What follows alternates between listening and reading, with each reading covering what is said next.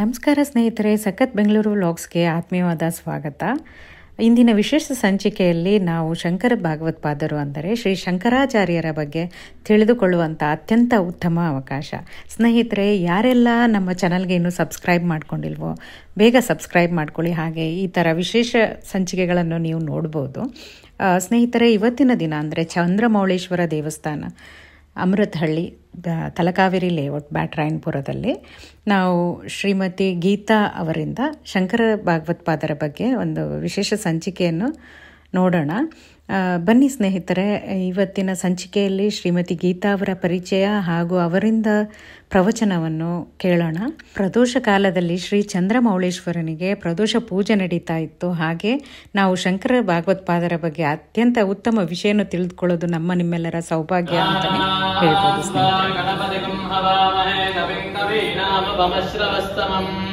ಜ್ಯೇಷ್ಠರಾಜಂ ಬ್ರಹ್ಮಣಾಂ ಬ್ರಹ್ಮಣಸ್ಪದಾನ ಶೃಣ್ವನ್ನೋದಿಭಿಸ್ಸೇದಸಾದನಂ ಶ್ರೀ ವಿಘ್ನೇಶ್ವರಾಯ ನಮಃ. ಸರ್ವಲೋಕಾನಾಂ ವಿಶದೇ ಭವರೋಗಿಣಾಂ ನಿಧಯೇ ಸರ್ವವಿದ್ಯಾನಾಂ ದಕ್ಷಿಣಾಮೂರ್ತಯೇ ನಮಃ. ಶಂಕರಂ ಶಂಕರಾಚಾರ್ಯಂ ಕೇಶವಂ ಬಾದರಾಯಣಂ ಸೂತ್ರಭಾಷ್ಯಕೃತೋ ವಂದೇ ಭಗವಂತೋ ಪುನಃ ಪುನಃ. ಶ್ರೀಮತಿ ಗೀತಾ ಎಸ್ ಇವರು ಮೂಲತಃ ಕೇರಳದ ಪಾಲ್ಘಾಟ್ ಪ್ರಾಂತ್ಯದವರು. ಬಾಲ್ಯದಲ್ಲೇ ಅಜ್ಜನ ಆಧ್ಯಾತ್ಮ ಜೀವನದ ಪ್ರಭಾವ, ಅಜ್ಜನೊಂದಿಗೆ ಪೂಜೆಯಲ್ಲಿ ಪಾಲ್ಗೊಳ್ಳುವುದು, ದೇವಸ್ಥಾನಗಳಿಗೆ ಹೋಗುವುದು, ಮನೆಯಲ್ಲಿ ತಂದೆ ತಾಯಿಗಳಿಂದ ಉತ್ತಮವಾದ ಸಂಸ್ಕಾರ ಮತ್ತು ವಿದ್ಯಾಪ್ರದಾನ. ನಂತರ ಅವರು ಮಲ್ಲೇಶ್ವರಂನಲ್ಲಿ ವಾಸವಾಗಿದ್ದಾಗ ಶ್ರೀರಾಮ ಮಂದಿರದಲ್ಲಿ ಪ್ರತಿನಿತ್ಯ ಸಂಜೆ ನಡೆಯುತ್ತಿದ್ದ ಪ್ರವಚನ ಸಪ್ತಾಹಗಳು ಅವರಿಗೆ ಬಾಲ್ಯದಲ್ಲೇ ಶ್ರೀಮದ್ ರಾಮಾಯಣ, ಭಾಗವತ ಹಾಗೂ ಮಹಾಭಾರತಗಳಲ್ಲಿ ವಿಶೇಷ ಆಸಕ್ತಿ ಹಾಗೂ ಅಧ್ಯಯನಕ್ಕೆ ಕಾರಣವಾಯಿತು. ನಂತರದಲ್ಲಿ BCom ಮುಗಿಸಿ ಮೈಕೋ ಕಾರ್ಖಾನೆಯಲ್ಲಿ 1 ವರ್ಷ, ನಂತರ ಬ್ಯಾಂಕಿಂಗ್ ಎಕ್ಸಾಮ್ನಲ್ಲಿ ಉತ್ತಮ ಅಂಕಗಳ ತೇರ್ಗಡೆಯಾಗಿ ಸ್ಟೇಟ್ ಬ್ಯಾಂಕ್ ಆಫ್ ಮೈಸೂರಿನಲ್ಲಿ ವೃತ್ತಿ ಜೀವನವನ್ನು ಮುಂದುವರೆಸಿದರು. 2023ರಲ್ಲಿ ಸೀನಿಯರ್ ಅಸೋಸಿಯೇಟ್ ಆಗಿ 38 ವರ್ಷಗಳ ಸುದೀರ್ಘ ವೃತ್ತಿ ಜೀವನದಿಂದ ನಿವೃತ್ತಿ ಹೊಂದಿದರು. ಏತನ್ಮಧ್ಯೆ ಅವರ ಕೊರೋನಾ ಕ್ಲಿಷ್ಟ ಕಾಲದಲ್ಲಿ ಸಮಯವನ್ನು ವ್ಯರ್ಥ ಮಾಡದೆ ಉನ್ನತ ವ್ಯಾಸಂಗ ಮಾರ್ಗವನ್ನು ಹಿಡಿದು ಸಂಸ್ಕೃತದಲ್ಲಿ MA ಪದವಿಯನ್ನು ಪಡೆದಿದ್ದಾರೆ. ಇನ್ನು ಅವರ ಸಾಧನ ಮಾರ್ಗ ಅತ್ಯಂತ ಕಿರಿಯ ವಯಸ್ಸಿನಲ್ಲೇ, ಅಂದರೆ 30ರ ಆಸುಪಾಸಿನಲ್ಲೇ ಪ್ರಾರಂಭವಾಯಿತು. ಶ್ರೀ ರಾಮಕೃಷ್ಣ ಮಠದ ಸಂಪರ್ಕವಾಗಿ ಆಧುನಿಕ ಭಾರತ ಕಂಡ ದಾರ್ಶನಿಕರಲ್ಲಿ ಅಗ್ರಗಣ್ಯರಾದ ಶ್ರೀ ರಾಮಕೃಷ್ಣ ಪರಮಹಂಸ, ಶ್ರೀ ಶಾರದಾದೇವಿಯವರು ಹಾಗೂ ಶ್ರೀ ಸ್ವಾಮಿ ವಿವೇಕಾನಂದರ ಜೀವನ ಪರಿಚಯ ಹಾಗೂ ಅವರ ವೇದ ಸಮಾನವಾದ ಮಾತುಗಳಿಂದ ಪ್ರಭಾವಿತರಾಗಿ ಮುಂದೆ ಸ್ವಾಮಿ ಶ್ರೀ ರಂಗನಾಥಾನಂದಜಿಯವರಿಂದ ದಂಪತಿಗಳಿಬ್ಬರು ದೀಕ್ಷೆ ಪಡೆದು ನಿರಂತರ ಯಥಾಶಕ್ತಿ ಸಾಧನೆಯಲ್ಲಿ ತೊಡಗಿದ್ದಾರೆ. ನಿವೃತ್ತಿ ಜೀವನದಲ್ಲಿ ಹೆಚ್ಚಿನ ಸಮಯವನ್ನು ಆಶ್ರಮದ ಸೇವೆಗೆ ಹಾಗೂ ಅದರ ಕಾರ್ಯಕ್ರಮಗಳಲ್ಲಿ ತೊಡಗಿಸಿಕೊಂಡು ಸಂತೋಷದಿಂದ ಜೀವನ ನಡೆಸುತ್ತಿದ್ದು, ಅವರು ಇಂದು ನಮ್ಮೊಂದಿಗೆ ಶ್ರೀ ಶಂಕರ ಭಗವತ್ಪಾದರ ಜೀವನ ಹಾಗೂ ಸಾಧನ ಪರಿಚಯ ಎಂಬ ವಿಷಯದ ಬಗ್ಗೆ ಮಾತನಾಡುತ್ತಿದ್ದಾರೆ. ಅವರನ್ನು ಮನಪೂರ್ವಕವಾಗಿ ಸ್ವಾಗತಿಸುತ್ತಾ ಕಾರ್ಯಕ್ರಮವನ್ನು ಪ್ರಾರಂಭ ಮಾಡಬೇಕು ಅಂತೇಳಿ ನಾನು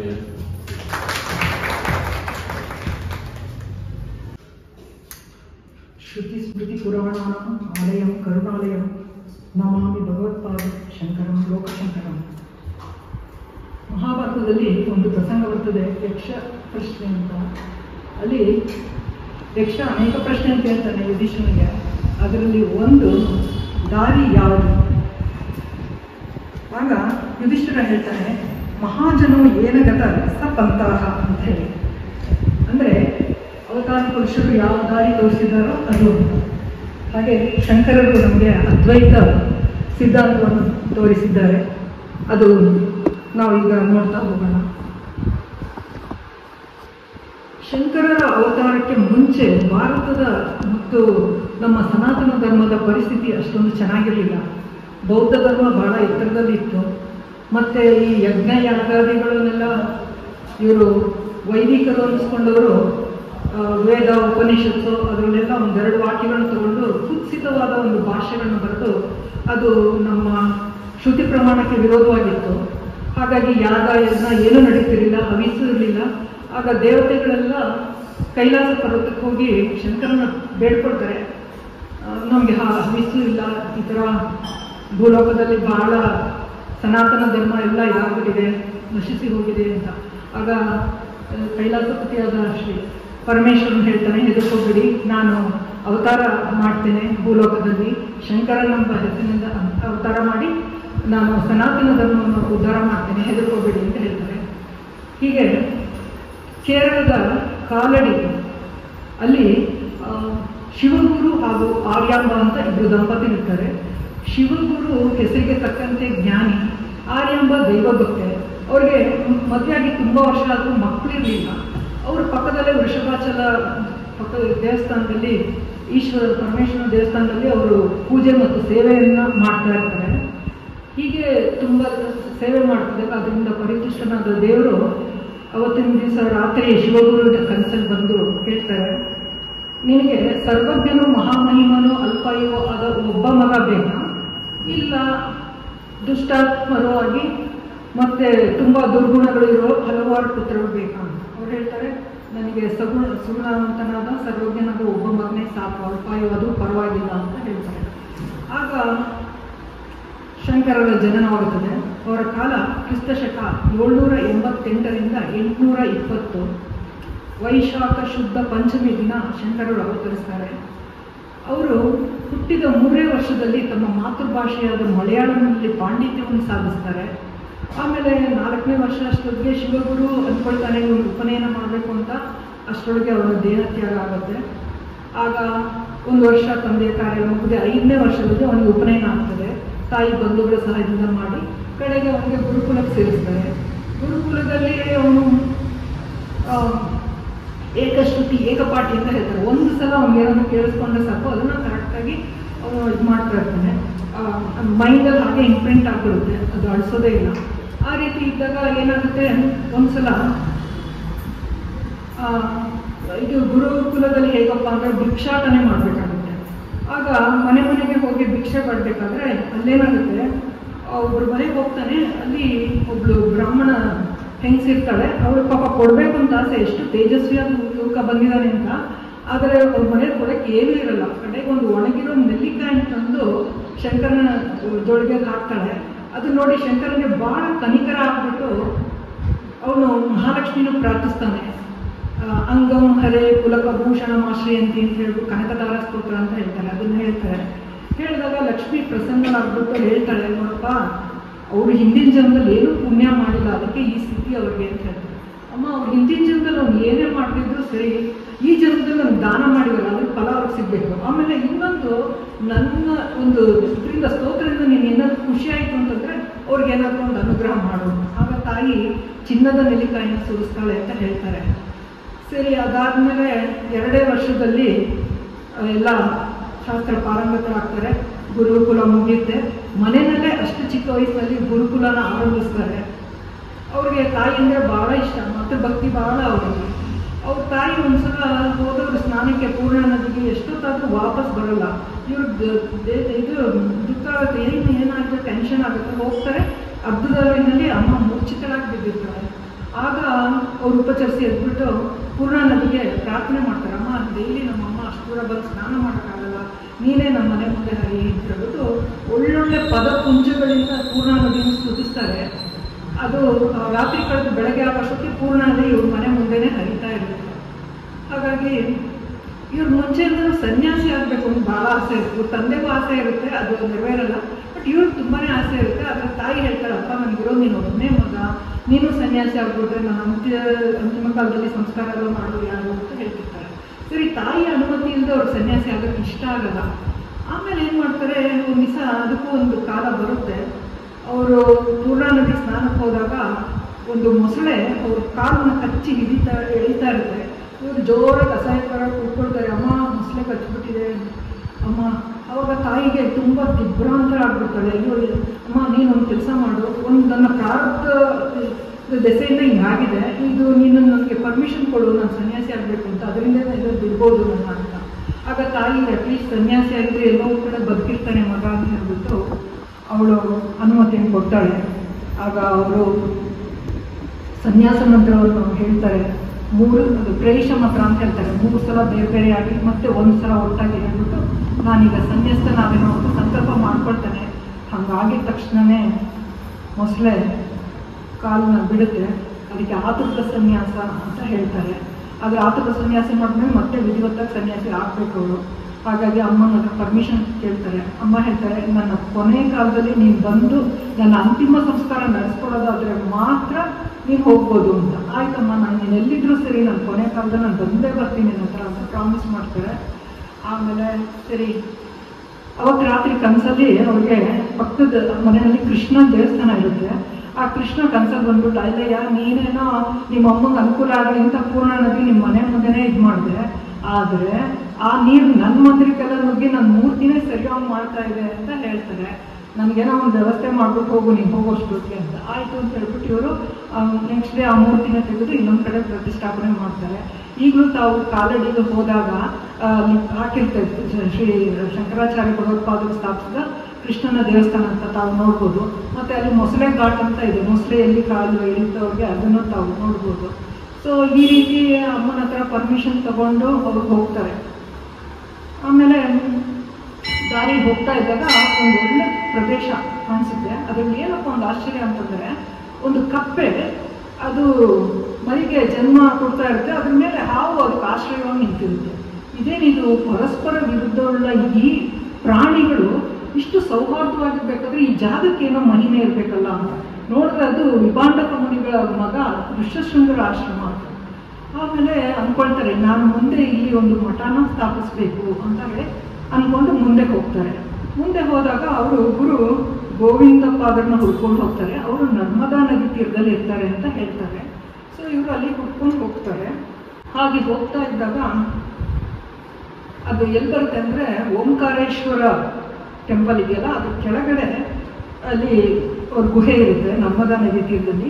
ಇವ್ರು ಹೋದಾಗ ಇದು ಇವರು ಇವರು ಗೋವಿಂದಪಾದರ ಗುಹೆ ಅಂತ ತಕ್ಷಣ ಇವ್ರೇನು ಮಾಡ್ತಾರೆ, ಅದನ್ನು 3 ಸಲ ಪ್ರದಕ್ಷಿಣೆ ಮಾಡಿಬಿಟ್ಟು ಸ್ತೋತ್ರ ಹೇಳ್ತಾರೆ. ತಾವು ಹಿಂದೆ ಆದಿಶೇಷನ ಅವತಾರವಾಗಿದ್ರಿ, ಆಮೇಲೆ ಪತಂಜಲಿಯಾಗಿ ಬಂದ್ರಿ, ಈಗ ನನ್ನ ಗುರುಗಳಾಗಿ ನನ್ನನ್ನು ಶಿಷ್ಯನಾಗಿ ಸ್ವೀಕರಿಸಿ ಅಂತ ಹೇಳಿ ಪ್ರಾರ್ಥನೆ ಮಾಡ್ತಾರೆ, ಸ್ತುತಿ ಮಾಡ್ತಾರೆ. ಆ ಒಳಗಡೆಯಿಂದ ಕೇಳ್ತಾರೆ ಗೋವಿಂದ ಭಗವತ್ಪಾದರು, ನೀನು ಯಾರು ಅಂತ ಹೇಳಿ.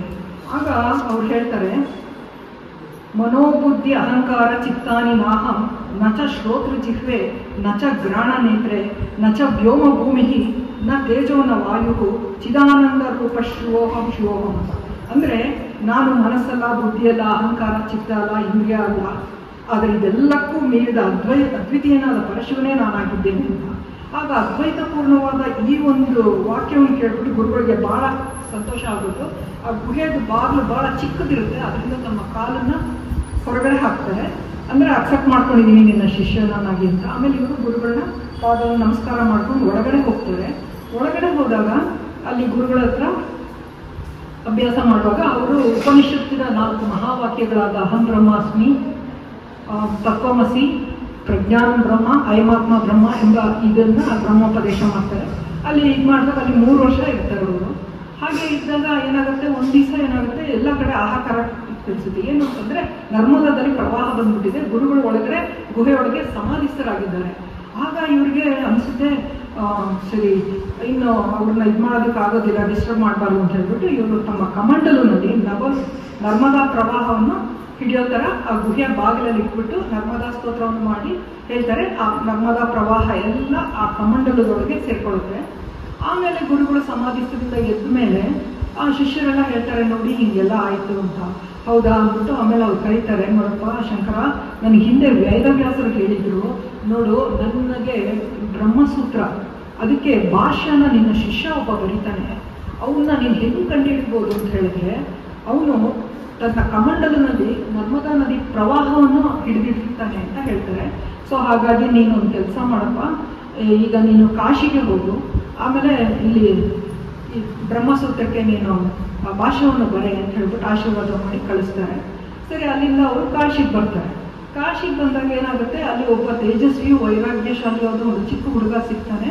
ಅವನು ಬಂದ್ಬಿಟ್ಟು ನಮಸ್ಕಾರ ಮಾಡಿಬಿಟ್ಟು, ನಾನು ಅದ್ವೈತನ ತಮ್ಮ ಇದರಲ್ಲಿ ಕಲ್ತ್ಕೋಬೇಕು ಅಂತಿದ್ದೀನಿ, ನನ್ನ ಶಿಷ್ಯನನ್ನಾಗಿ ಸ್ವೀಕರಿಸಿ, ನನ್ನ ಹೆಸರು ಸನಂದನ ಅಂತ, ನೀವು ಏನು ಹೇಳಿದ್ರು ಆ ಕೆಲಸ ಮಾಡ್ಕೊಂಡಿರ್ತೀನಿ ಅಂತ ಹೇಳ್ತಾರೆ. ಆಯಿತು ಬಾಪ ಅಂದ್ಬಿಟ್ಟು ಸನಂದನನೇ ಪ್ರಥಮ ಶಿಷ್ಯ ಶಂಕರಾಚಾರ್ಯರಿಗೆ. ಆಮೇಲೆ ಅಲ್ಲಿಂದ ಏನಾಗುತ್ತೆ, ಅದಾದ್ಮೇಲೆ ತುಂಬ ಜನ ಶಿಷ್ಯರಾಗ್ತಾರೆ ಅವರು. ಹೀಗಿದ್ದಾಗ ಬೇರೆ ಶಿಷ್ಯರಿಗೆಲ್ಲರಿಗೂ ಗುರುಗಳು ಸನಂದನ ಮೇಲೆ ಯಾಕೋ ತುಂಬ ಇಂಪಾರ್ಟೆನ್ಸ್ ಕೊಡ್ತಾರೆ ಅಂತ ಹೇಳ್ಬಿಟ್ಟು ಸ್ವಲ್ಪ ಇರುತ್ತೆ. ಅದು ಗೊತ್ತಾಗುತ್ತೆ ಶಂಕರಾಚಾರ್ಯರಿಗೆ. ಆಯಿತು, ಇವ್ರಿಗೆ ಅವ್ರ ಮಹಿಮೆ ಗೊತ್ತಾಗಬೇಕು ಅಂತ ಹೇಳ್ಬಿಟ್ಟು ಒಂದ್ಸಲ ಗಂಗಾ ನದಿಯಲ್ಲಿ ಈ ತಟದಲ್ಲಿ ಇರ್ತಾರೆ, ಆ ನದಿ ತೀರದಲ್ಲಿ ಎದುರುಗಡೆ ಸನಂದನ ಇರ್ತಾನೆ. ಇವ್ರೇನು ಮಾಡ್ತಾರೆ, ಸನಂದನ ಅಂತ ಆರ್ತವಾಗಿ ಕರೀತಾರೆ. ಆಗ ಅವ್ರಿಗನ್ಸುತ್ತೆ ಗುರುಗಳೇನೋ ಅರ್ಜೆಂಟಾಗಿ ನಾನು ಕರೀತಾ ಇದ್ದಾರೆ, ನಾನು ಈ ಕಡೆ ಬ್ರಿಡ್ಜಿಂದ ಹೋದರೆ ನನಗೆ ಸ್ವಲ್ಪ ಸೇತುವೆಯಿಂದ ಹೋದರೆ ನನಗೆ ಲಾಂಗ್ ಡಿಸ್ಟೆನ್ಸ್ ಆಗುತ್ತೆ, ಅದಕ್ಕೆ ಶಾರ್ಟ್ಕಟ್ ಅಂದರೆ ಗಂಗಾ ನದಿನಲ್ಲೇ ನಡ್ಕೊಂಡ್ಬಂದ್ಬಿಡೋದು ಅಂತ. ಗುರುಗಳು ಭವಸಾಗರನ್ನೇ ದಾಟಿಸ್ತಾರೆ. ಅಂತ ಗುರುಗಳು ಈ ನದಿನ ನಾನು ದಾಟಿಸಲ್ವಾ ಅಂತ ಹೇಳ್ಬಿಟ್ಟು ಗಂಗಾ ನದಿನಲ್ಲೇ ಹೆಜ್ಜೆ ಇಟ್ಕೊಂಡ್ಬರೋಕ್ಕೆ ಶುರು ಮಾಡ್ತಾನೆ. ಆ ಒಂದು ಗುರುಭಕ್ತಿಗೆ ಮೆಚ್ಚಿ ಗಂಗಾ ನದಿ ಅವನು ಒಂದೊಂದು ಪಾದದಲ್ಲಿ ಒಂದೊಂದು ಪದ್ಮಗಳನ್ನ ಅರಳಿಸ್ತಾಳೆ. ಆ ಪದ್ಮದಲ್ಲೇ ಒಂದೊಂದು ಹೆಜ್ಜೆ ಇಟ್ಕೊಂಡು ಬಂದು ಈ ಕಡೆ ಬಂದ್ಬಿಡ್ತಾರೆ. ಆಗ ಬೇರೆ ಶಿಷ್ಯರು ಗೊತ್ತಾಗ್ತದೆ, ನೋಡಿ ಅವನ ಪ್ರಾಣಾಪಾಯನೂ ಲೆಕ್ಕಿಸಿ ಎಷ್ಟು ಚೆನ್ನಾಗಿ ಬಂದ, ಅದಕ್ಕೆ ಗುರುಗಳು ಅವನು ಅಷ್ಟೊಂದು ಇಷ್ಟಪಡೋದು ಅಂತ ಹೇಳ್ಬಿಟ್ಟು ಅವತ್ತಿಂದ ಅವರು ಪದ್ಮಪಾದಾಚಾರ್ಯರು ಅಂತ ಹಾಕ್ತಾರೆ. ಸರಿ, ಆಮೇಲೆ ಅದಾಯಿತು. ಅದಾದ್ಮೇಲೆ ಒಂದು ದಿವಸ ಮಧ್ಯಾಹ್ನ ಗಂಗಾ ನದಿಗೆ ಸ್ನಾನಕ್ಕೆ ಹೋದಾಗ ಅನೇಕ ಮಾಡಲಿಕ್ಕೆ ಎದುರುಗಡೆ ಒಬ್ಬ ಚಂಡಾಳ ಸಿಗ್ತಾನೆ. ಅವನು ಹಿಂದ್ಗಡೆ 4 ನಾಯಿಗಳನ್ನ ಇಟ್ಕೊಂಡು ಬರ್ತಾ ಇರ್ತಾನೆ. ಇವ್ರೇನು ಮಾಡ್ತಾರೆ, ಅವ್ರು ನೋಡ್ಬಿಟ್ಟು ದೂರ ಸರಿ ಅಂತ ಹೇಳ್ತಾರೆ. ಆಗ ಚಂಡಾಳ ಹೇಳ್ತಾನೆ, ಯಾವ್ದನ್ನ ಯಾವ್ದು ಸರಿಬೇಕು, ನೀವು ಹೇಳಿ ಸರಿಯಾಗಿ, ಶರೀರ ಸರಿಬೇಕಾ, ಶರೀರ ದೂರ ಸರಿ ಅಂದ್ರೆ ಅಥವಾ ಆತ್ಮ ಶರೀರ ನೀವು ದೂರ ಸರಿ ಅಂತ ಹೇಳಿದ್ರ? ಶರೀರ ದೂರ ಸರಿಯಕ್ಕಾಗಲ್ಲ, ಅದು ಜಡವಸ್ತು, ಆತ್ಮದ ಸಹಾಯ ಇಲ್ಲದೆ ಅದು ಮಾಡೋಕ್ಕಾಗಲ್ಲ. ಆತ್ಮ ಸರ್ವವ್ಯಾಪಿ, ಯಾವುದರಿಂದ ಯಾವ್ದು ಸರಿಬೇಕು ಅಂತ. ಅವಾಗ ಹೇಳ್ತಾರಪ್ಪ, ನೀನು ಆತ್ಮಜ್ಞಾನಿ, ನೀನು ಚಂಡಾಳನಾಗಿಟ್ಟು ನನ್ನ ಗುರುವೇ ಸರಿ ಅಂತ ಹೇಳ್ಬಿಟ್ಟು ಅವನಿಗೆ ಸಾಷ್ಟಾಂಗ ನಮಸ್ಕಾರ ಮಾಡಿಬಿಟ್ಟು ಒಂದು 5 ಶ್ಲೋಕವನ್ನು ರಚಿಸ್ತಾರೆ. ಅದಕ್ಕೆ ಮಾನುಷ ಪಂಚಕ ಅಂತ ಹೇಳ್ತಾರೆ. ಆಮೇಲೆ ಅವರು ಪ್ರಣಾಮ ಮಾಡಿ ಹೀಗೆ ತಲೆ ಎತ್ತಿ ನೋಡ್ತಾರೆ, ಸಾಕ್ಷಾತ್ ಕಾಶಿ ವಿಶ್ವನಾಥ, ಹಿಂದೆ 4 ನಾಯಿಗಳು 4 ವೇದಗಳಾಗಿರುತ್ತೆ. ಅವಾಗ ಹೇಳ್ತಾರೆ, ಶಂಕರ ನೀನು ಪರೀಕ್ಷೆ ಮಾಡಕ್ಕೆ ಬಂದೆ ನಾನು, ನೀನು ಒಂದು ಕೆಲಸ ಮಾಡು, ಈಗ ಬದರಿಕಾಶ್ರಮಕ್ಕೆ ಹೋಗ್ಬಿಟ್ಟು ವೇದವ್ಯಾಸರದು ಬ್ರಹ್ಮಸೂತ್ರಕ್ಕೆ ನೀನು ಭಾಷ್ಯವನ್ನು ಬರಿ ಅಂತ ಹೇಳ್ತಾರೆ. ಆಮೇಲೆ ಈ ಭಟ್ಟಭಾಸ್ಕರ, ಅಭಿನವಗುಪ್ತ, ನೀಲಕಂಠ, ಮಂಡನ ಮಿಶ್ರ ಅವರೆಲ್ಲ ಇರ್ತಾರಲ್ಲ, ಅವ್ರನ್ನೆಲ್ಲರೂ ನೀನು ವಾದದಲ್ಲಿ ಗೆದ್ದು ಅವರೆಲ್ಲ ಒಂದೆರಡು ವೇದಗಳದ್ದು ಒಂದೆರಡು ಮಾತು ತಗೊಂಡು ಕುತ್ಸಿತ ರೀತಿಯಲ್ಲಿ ಭಾಷೆಯನ್ನು ಬರೆದ್ಬಿಟ್ಟಿದ್ದಾರೆ. ಹಾಗಾಗಿ ನೀನು ಸರಿಯಾದ ಒಂದು ಶ್ರುತಿ ಸಮ್ಮತವಾಗಿ ನೀನು ಭಾಷೆಗೆ ಭಾಷೆಯನ್ನು ಬರೆದ್ಬಿಟ್ಟು ಎಲ್ಲ ಉದ್ದಗಲಕ್ಕೂ ಪ್ರಚಾರ ಮಾಡಿ, ಅದ್ವೈತ ಪ್ರಚಾರ ಮಾಡಿ ಎಲ್ಲ ಕಡೆಯಿಂದ ಶಿಷ್ಯರನ್ನು ಸ್ಥಾಪಿಸು ಅಂತ ಹೇಳ್ತಾರೆ. ಆಮೇಲೆ ಎಲ್ಲ ಆದ್ಮೇಲೆ ನೀನು ನನ್ನಲ್ಲೇ ಐಕ್ಯನಾಗು ಅಂತ ಹೇಳ್ತಾರೆ. ಆಯ್ತು ಅಂತ ನಮಸ್ಕಾರ ಮಾಡಿ ಬರ್ತಾರೆ. ಇವ್ರು ಆಮೇಲೆ ಗುಹೆಗೆ ಬರ್ತಾರೆ. ಎಲ್ಲಿ ನಮ್ಮ ವೇದವ್ಯಾಸ ಗುಹೆ, ಬದರಿಕಾಶ್ರಮ. ಆಗಿನ ಕಾಲದಲ್ಲಿ ತುಂಬ ಕಷ್ಟ ಬದರಿಕಾಶ್ರಮಕ್ಕೆ ಹೋಗಿ, ನೀವು ನೋಡಿರ್ತೀರ ಬದ್ರಿ ಎಷ್ಟು ಕಷ್ಟ ಇದೆ ಅಂತ ಈಗಲೂ. ಆದ್ರೆ ಆಗಿನ ಕಾಲದಲ್ಲಿ ಕಾಲ್ನಡಿಗೆನಲ್ಲೇ ಹೋಗ್ತಾರೆ. ಹೋಗ್ಬಿಟ್ಟು ಅಲ್ಲೇನಾಗುತ್ತೆ, ಅಲ್ಲಿ ಬರಿತಾ ಇರ್ತಾರೆ. ಬರಿತಾ ಇದ್ದಾಗ ಒಬ್ಬ ವೃದ್ಧ ಬ್ರಾಹ್ಮಣ ಬರ್ತಾನೆ. ಒಂದು ದಿವಸ ಬಂದಾಗ, ಏನು ಬರಿತಾ ಇದ್ದೀರಾ ನೀವು ಅಂತ ಕೇಳ್ತಾರೆ. ಇಲ್ಲ, ಇವರು ಹೇಳ್ತಾರೆ ಶಂಕರನ ಶಿಷ್ಯರು, ಇವರು ಶಂಕರ ಲೋಕಪಾದರು ನಮ್ಮ ಗುರುಗಳು, ಇವರು ವೇದವ್ಯಾಸರದ ಇದಿದೆ ಬ್ರಹ್ಮಸೂತ್ರಕ್ಕೆ ಇದು ಭಾಷೆ ಬರಿತಾ ಇದ್ದಾರೆ. ಹೌದಾ? ಹಾಗಾದರೆ ಅದರಲ್ಲಿ ಬ್ರಹ್ಮಸೂತ್ರದಲ್ಲಿ 3ನೇ ಅಧ್ಯಾಯದ 1ನೇ ಪಾದದ ಮೊದಲ ಸೂತ್ರ ತದಂತರ ಪ್ರತಿಪತ್ತವು, ಅದಕ್ಕೇನು ಬರೀತಿದ್ದೀರಾ ಅಂತ ಕೇಳ್ತಾರೆ. ಆಗ ಅವ್ರು ಹೇಳ್ತಾರೆ, ನಾನು ಇದು ಚಾಂದೋಗ್ಯ ಉಪನಿಷತ್ತು ಕೊಟ್ಟು ನಾನು ನಂತರ ಮಾಡ್ತಿದ್ದೀನಿ ಅಂತ. ಇಲ್ಲ, ಅದು ಹಾಗಲ್ಲ, ಇದು ಹೀಗಲ್ಲ. ಹೀಗೆ 8 ದಿವಸ ಇಬ್ರಿಗೂ ವಾಗ್ವಾದ ನಡೆಯುತ್ತೆ. ಇಬ್ರು ಕಮ್ಮಿ ಆಗಂಗೆ ಕಾಣಲ್ಲ. ಆಗ ಸನಂದನ ಯೋಚನೆ ಮಾಡ್ತಾರೆ, ಇಲ್ಲ ಇವ್ರು ಯಾರೋ ಸಾಧಾರಣ ವೃದ್ಧ ಅಲ್ಲ ಇದು ಅಂತ ಹೇಳ್ಬಿಟ್ಟು ಅವರ ಜ್ಞಾನ ದೃಷ್ಟಿ ನೋಡಿದಾಗ ಸಾಕ್ಷಾತ್ ವೇದವ್ಯಾಸರಾಗಿರ್ತಾರೆ. ಆಗ ಅವರು ಶ್ಲೋಕ ಹೇಳ್ತಾರೆ, ಶಂಕರ ಸಾಕ್ಷಾತ್ ವ್ಯಾಸಸ್ತು ವಿಷ್ಣುರೇವಚ ತಯೋಹ ವಿವಾದೇ ಸಂಪ್ರಾಪ್ತೆ ಕಿಂಕರೋಮ್ಯಹಂ ಅಂತ. ಅಂದರೆ ಶಂಕರ ಬಂದಿದ್ದೇನೆ ಸಾಕ್ಷಾತ್ ಪರಮೇಶ್ವರನ ಅವತಾರ ಶಂಕರಾಚಾರ್ಯರು, ವ್ಯಾಸರು ನಾರಾಯಣನ ಅವತಾರ. ಇವರಿಬ್ಬರಲ್ಲಿ ವಾದ ನಡೀತಾ ಇದ್ರೆ ಇದು ಹೆಂಗೆ ಕೊನೆ ಆಗುತ್ತೆ, ನಾನು ಸೇವಕ ಏನು ಮಾಡಬೇಕು, ಇವರಿಬ್ಬರು ವಾದ ಮಾಡ್ತಾನೆ ಇದ್ರೆ ಅಂತ.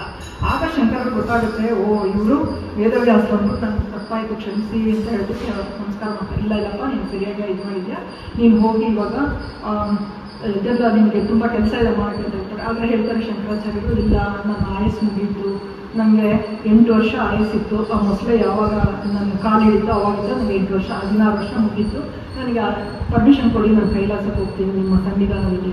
ಅವಾಗ ಅವ್ರು ಹೇಳ್ತಾರೆ, ಇಲ್ಲ ಕಣಪ್ಪ, ನಾನು ನಿಮ್ಗೊಂದು 16 ವರ್ಷ ನೀನು ಕರೆಕ್ಟ್ ಹೇಳಿದ್ದು, ನಿಂಗೆ ಅಲ್ಪಾಯಸ್ಸು 8 ವರ್ಷ ಆಯಿತು. ಯಾವಾಗ ಮೊಸಳೆ ನೀನು ಬಿಟ್ಟು ಸನ್ಯಾಸಾಶ್ರಮ ಸೇರಿಕೊಂಡು ಅದು 8 ವರ್ಷ ಆ್ಯಡ್ ಆಯಿತು. ಮತ್ತು ಈಗ 16 ವರ್ಷ ನಾನು ಆಯುರ್ದಾನ ಮಾಡ್ತೀನಿ, ಒಟ್ಟು 32 ವರ್ಷ ನಿಮಗೆ. ನೀನು ಹೋಗಿ ಎಲ್ಲರನ್ನೂ ವಾದದಲ್ಲಿ ಜಯಿಸ್ಬಿಟ್ಟು ನಮ್ಮ ಸನಾತನ ಧರ್ಮವನ್ನು ಪ್ರತಿಷ್ಠಾಪಿಸ್ಬಿಟ್ಟು ಆಮೇಲೆ ಎಲ್ಲ ದಿಕ್ಕುಗಳಲ್ಲೂ ನೀನು ಶಿಷ್ಯರನ್ನೆಲ್ಲ ಪ್ರತಿಷ್ಠಾಪಿಸಿ ಆಮೇಲೆ ನೀನು ಹೊರಡುವೆ ಅಂತ ಹೇಳ್ತಾರೆ. ಅವಾಗ ಅವರು ಆಯುರ್ದಾನ ಮಾಡಿದ ತಕ್ಷಣ ಆಯಿತು ಅಂತ ಹೇಳಿ ಬರ್ತಾರೆ. ಇವ್ರಿಗೆ ಒಂದು ನಮ್ಮ ಇದಕ್ಕೆ ಈ ಭಾಷೆಗೆ ಕುಮಾರಿಲ ಭಟ್ರ ಹತ್ರ ವಾರ್ತಿಕ ಬರೆಸ್ಬೇಕು ಅಂತ ಆಸೆ ಇರುತ್ತೆ. ಸೊ ಅಲ್ಲಿ ಬಂದು ನೋಡ್ತಾರೆ, ಅದು ತ್ರಿವೇಣಿ ಸಂಗಮ ಈಗ ಮುಂದಿನ ತಿಂಗಳು ನಡೀತಾ ಇದೆ, ಅಲ್ಲಿ ಮಹಾಕುಂಭ ಮೇಳ ನಡೆಯುತ್ತೆ. ಅಲ್ಲಿ ಕುಮಾರಿಲ ಭಟ್ರು ಇರ್ತಾರೆ. ಇವರು ಹೋಗ್ಬಿಟ್ಟು ಅವ್ರ ಹತ್ರ ಬರೆಸ್ಬೇಕು ಅಂದ್ಕೊಳ್ಳೋಷ್ಟೊತ್ತಿಗೆ ಅವರು ತುಷಾಗ್ನಿ ಅಂತ ಹೇಳಿದ್ರೆ ಭತ್ತದ ಹೊಟ್ಟು ಅದರಲ್ಲಿ ಬೆಂಕಿ ಹಾಕ್ಕೊಂಡು ಇಡೀ ಶರೀರ ನಾಡು ಮಧ್ಯದಲ್ಲಿ ಕೂತ್ಕೊಂಡು ಬೆಂಕಿನಲ್ಲಿ ತಮ್ಮ ದೇಹನ ಇದು ಮಾಡಿ ಆತ್ಮಾಹುತಿ ಮಾಡ್ಕೊಂಡು ಟ್ರೈ ಮಾಡ್ತಾರೆ ಪ್ರಾಣ. ಆಮೇಲೆ ಇಲ್ಲಿವರೆಗೂ ಸುತ್ತೋಗಿರುತ್ತೆ ಅವ್ರ ದೇಹ, ಆದರೆ ಹಿಂಗೆ ಬರೀ ಮುಖ ಮಾತ್ರ ಇರುತ್ತೆ. ಇವ್ರು ಹೋಗ್ತಾರೆ, ಅವ್ರು ಹೇಳ್ತಾರೆ ಏನು ಅಂತ. ಇಲ್ಲ, ಈ ಥರ ನಾನು ಪ್ರಾಯಶ್ಚಿತ ಮಾಡ್ಕೊಳ್ತೀನಿ, ತಪ್ಪಾಗೋಯ್ತು ನನ್ನಿಂದ ಅಂತ. ನಿಮ್ಮಿಂದ ತಪ್ಪಾಯ್ತು, ನಿಮ್ಮ ಹತ್ರ ವಾರ್ತಿಕ ಬರೆಸ್ಬೇಕು ಅಂತ ಬಂದರೆ ನಿಮ್ಗಾಯ್ತಾ, ಏನಾಯ್ತು ಅಂತ ಹೇಳ್ತಾರೆ. ಏನಿಲ್ಲ, ಈ ಬೌದ್ಧ ಧರ್ಮದವರು ನಮ್ಮ ವೈದಿಕ ಧರ್ಮನೆಲ್ಲ ತುಂಬ ಹಳಿಬಿಟ್ಟು ತುಂಬ ಇದು ಮಾಡ್ತಿದ್ರು. ಅದಕ್ಕೋಸ್ಕರ ನಾನೇನು ಅಂದ್ಕೊಂಡೆ, ಆ ಬೌದ್ಧ ಧರ್ಮವನ್ನು ಪರೀಕ್ಷಿಸ್ಬಿಟ್ಟು ಅವ್ರನ್ನ ಜಯಿಸಿ ವಾದದಲ್ಲಿ ಅವ್ರನ್ನೆಲ್ಲ ಗೆದ್ದು ನಮ್ಮ ಹಿಂದೂ ವೈದಿಕ ಧರ್ಮವನ್ನು ಪುನಃಸ್ಥಾಪನೆ ಮಾಡಬೇಕು ಅಂತ ಹೇಳ್ಬಿಟ್ಟು ನಾನು ಇಷ್ಟೆಲ್ಲ ಮಾಡಿದೆ. ಆದರೆ ಏನಾಯಿತು ಅಂತಂದರೆ ಅದಕ್ಕೋಸ್ಕರ ನಾನೇನು ಮಾಡಿದೆ, ಧರ್ಮಪಾಲ ಅಂತ ಒಬ್ಬ ಬೌದ್ಧ ಹತ್ರ ನಾನು ಸೇರಿಕೊಂಡೆ. ಅಲ್ಲಿ ಒಂದು ದಿವಸ ಅವ್ನು ಪಾಠ ಮಾಡುವಾಗ ನಮ್ಮ ಹಿಂದೂ ಧರ್ಮ ನಮ್ಮ ವೈದಿಕ ಧರ್ಮನ ತುಂಬ ಹಳಿತಾ ಇದ್ದ. ಅದನ್ನ ಮೇಲ್ತು ನಂಗೆ ಅಡು ಬಂದ್ಬಿಡ್ತು, ಅಳಿತಾ ಇದ್ದೆ. ಪಕ್ಕದಲ್ಲಿ ಗೊತ್ತಾಗೋಯ್ತು, ಅವನು ಇವನು ನಮ್ಮ ಬೌದ್ಧ ಸನ್ಯಾಸಿ ಅಲ್ಲ ಇವನು ಅಂತ ಹೇಳ್ಬಿಟ್ಟು ಅವನು ಪಕ್ಕದಲ್ಲಿ ಇಡ್ತಿ. ಆಮೇಲೆ ಇವ್ನು ನಮ್ದೆಲ್ಲ ಕಲ್ತ್ಕೊಂಡು ನಮಗೇನೆ ಇದು ಮಾಡೋಕ್ಕೆ ಮಾಡಿದ್ದಾರೆ, ಅವಹೇಳನ ಮಾಡೋಕ್ಕೋಸ್ಕರ ಕಲಿತಾ ಇದ್ದಾನೆ ಅಂತ ಹೇಳ್ಬಿಟ್ಟು ಅವರು ಒಂದು ದೊಡ್ಡ ಮಹಡಿಯಿಂದ ತಳ್ಳಿಬಿಡ್ತಾರೆ. ತಳ್ಳುವಾಗ ಇವ್ರ ಮನಸ್ಸಲ್ಲಿ ಅಂದ್ಕೊಳ್ತಾರೆ, ನಾನು ಕಲ್ತಿರೋ ವೇದ ಸತ್ಯ ಆಗಿದ್ದರೆ ನನಗೆ ಎಷ್ಟೇ ಪ್ರಪಾತದಲ್ಲಿದ್ದು ನನಗೆ ಏನೂ ಆಗದೆ ಇರಲಿ, ಅದಕ್ಕೆ ಶ್ರುತಿ ಪ್ರಮಾಣವೇ ಸಾಕ್ಷಿ ಅಂತ ಹೇಳ್ಬಿಟ್ಟು ಬೀಳ್ತಾರೆ. ಬಿದ್ದಾಗ ಏನೂ ಆಗಲ್ಲ, ಆದರೆ ಒಂದು ಕಣ್ಣು ಮಾತ್ರ ಹೋಗುತ್ತೆ. ಅವಾಗ ಇವ್ರಿಗೆ ಅನಿಸುತ್ತೆ ಯಾತಕ್ಕೆ ಹಿಂಗಾಯಿತು ಅಂತ. ಅವಾಗ ಅನಿಸುತ್ತೆ, ನೋಡು ವೇದಗಳು ಸತ್ಯವಾಗಿದ್ದರೆ ರೇಕಾರ ಬಂದರೆ ಸಂದೇಹ ಬಂತು ಅಂತ ಅರ್ಥ ಅದು. ಸೊ ನಾನು ವೇದದ ಪ್ರಾಮಾಣ್ಯವನ್ನು ಸಂದೇಹ ಮಾಡ್ದಂಗೆ ಆಯಿತು. ಆಮೇಲೆ ಇನ್ನೊಂದು ಏನಂತಂದರೆ, ನಾನು ಗುರು ಅವನ ಹತ್ರ ಕಲ್ತ್ಕೊಂಡು ಅವನಿಗೇನೆ ನಾನು ಇದು ಮಾಡೋಕ್ಕೆ ಹೋದೆ, ಹಾಗಾಗಿ ಗುರುದ್ರೋಹನೂ ಮಾಡ್ದಂಗೆ ಆಯಿತು. ಹಾಗಾಗಿ 2 ಪಾಪಕ್ಕೆ ನಾನು ಪ್ರಾಯಶ್ಚಿತ ಮಾಡ್ಕೊಳ್ತಾ ಇದ್ದೀನಿ ಅಂತ. ಅವಾಗ ಹೇಳ್ತಾ ಶಂಕರ್, ನನ್ನ ಯೋಗ ಬಲದಿಂದ ನಿಮಗೆ ಪ್ರಾಣ ಉಳಿಸ್ತೀನಿ, ಬಂದ್ಬಿಡಿ ವಾರ್ತಿಕ ಬರೀರಿ ಹೇಳ್ತಾರೆ. ಇಲ್ಲ ನಾನು ಡಿಸೈಡ್ ಮಾಡಿದ್ದೀನಿ, ಬಟ್ ನೀವು ಒಂದು ಹೇಳ್ತೀನಿ, ನನಗೆ ಒಬ್ಬ ಶಿಷ್ಯ ಇದ್ದಾನೆ ಮಂಡನ ಮಿಶ್ರ ಅಂತ, ನೀವು ಅವನ ಹತ್ರ ಹೋಗಿ, ಅವ್ನು ನನಗಿನ್ನ ತುಂಬ ಬುದ್ಧಿವಂತ, ಅವನು ವಾರ್ತಿಕ ಬರ್ಸಿ, ಆದರೆ ಅವನು ನೀವು ವಾದದಲ್ಲಿ ಅವನ್ನ ಗೆಲ್ಲಬೇಕು, ಅವಾಗಲೇ ಅವ್ನು ನಿಮಗೆ ಮಾಡ್ಕೊಡೋದು ಅಂತ ಹೇಳ್ತಾರೆ. ಆಯಿತು ಅಂತ ಹೇಳ್ಬಿಟ್ಟು ಅವ್ರು ಬರ್ತಾರೆ. ಮಂಡನ ಮಿಶ್ರನ ಮನೆಗೆ ಬಂದಾಗ ಏನಾಗುತ್ತೆ, ಅವ್ರ ಮನೇಲಿ ತಂದೆಯಲ್ಲಿ ಶ್ರಾದ್ದ ನಡೀತೈತೆ, ಬಾಗಿಲು ಹಾಕೊಂಡು ಶ್ರಾದ್ದ ಮಾಡ್ತಿರ್ತಾರೆ. ಇವ್ರೇನು ಮಾಡ್ತಾರೆ, ಯೋಗ ಬಲದಿಂದ ಒಳಗಡೆ ಹೋಗ್ಬಿಡ್ತಾರೆ. ಒಳಗಡೆ ಹೋದಾಗ ಅವನಿಗೆ ಕೋಪ ಬರುತ್ತೆ. ಯಾಕೆಂತಂದರೆ ಶ್ರಾದ್ದದ ಸಮಯದಲ್ಲಿ ಹೊರಗಡೆಯವ್ರು ಯಾರು ಬರಬಾರ್ದು, ಅದರಲ್ಲೂ ಸನ್ಯಾಸಿಗಳು ಒಂದು ಅಪಶಕುನ ಅಂತ ಹೇಳ್ತಾರೆ ಆ ಟೈಮಲ್ಲಿ ಬರೋದು. ಹಾಗಾಗಿ ಅವರಿಬ್ಬರ ವಾದ ನಡೆಯುತ್ತೆ. ಆಮೇಲೆ ಇವ್ರು ಹೇಳ್ತಾರೆ, ಇಲ್ಲಪ್ಪ ನಾನು ಈ ಥರ ವಾದ ಭಿಕ್ಷೆ ಬೇಡಕ್ಕೆ ಬಂದಿದ್ದೀನಿ ಅಂತ. ಅವಾಗ ಅವ್ರು ಹೇಳ್ತಾರೆ, ಆಯಿತು ಇವತ್ತಿಲ್ಲ, ಇವತ್ತು ನಾಳೆ ಮಾಡೋಣ ಅಂತೇಳಿ. ಆಯಿತು, ವಾದಕ್ಕೆ ಬರುತ್ತಲ್ಲ ನೆಕ್ಸ್ಟ್ ಪಂಥ ಏನು ಅಂತ.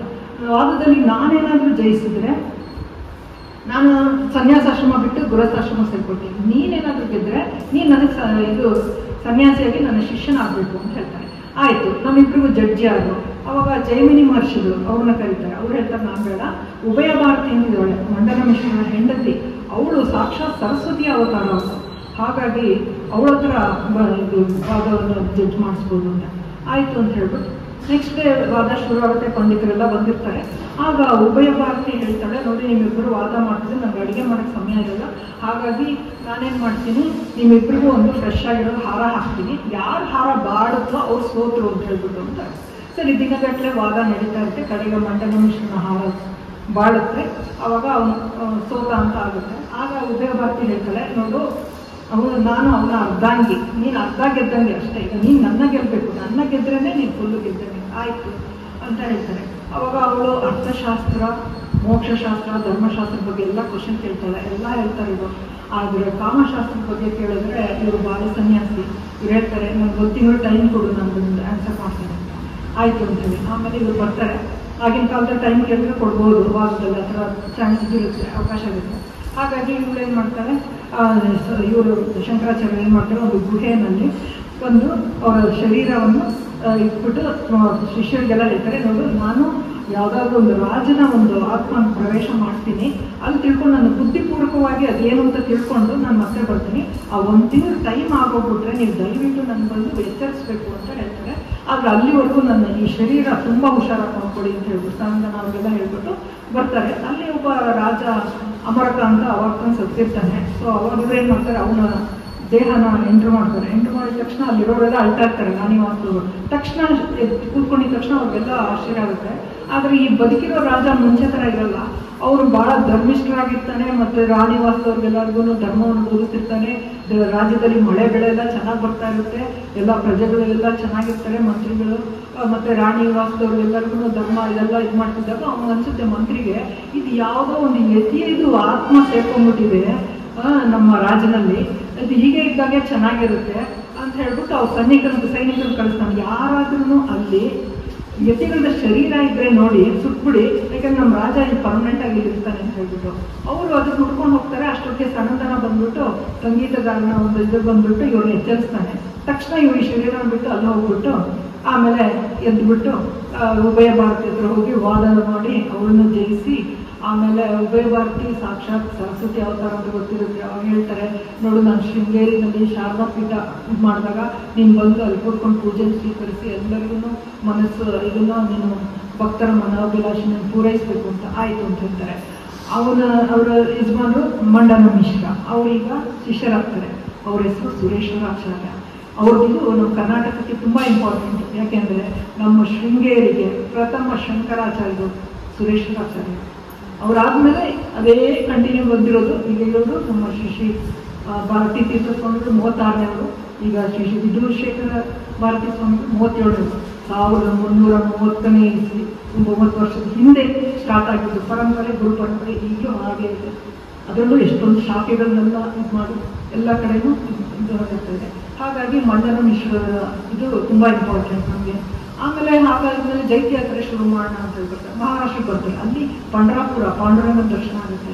ಅಲ್ಲಿಂದ ಶ್ರೀಶೈಲಕ್ಕೆ ಬರ್ತಾರೆ.